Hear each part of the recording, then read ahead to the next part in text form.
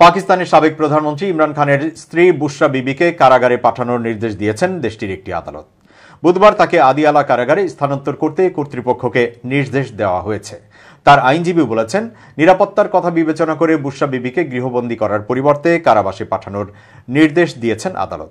বেআইনিভাবে রাষ্ট্রীয় উপহার বিক্রির অভিযোগে জানুয়ারিতে দোষী সাব্যস্ত হয়েছিলেন এই দম্পতি। এরপর থেকেই ইসলামাবাদে ইমরানের বাসভবনে গৃহবন্দী রয়েছেন বুশরা বিবি।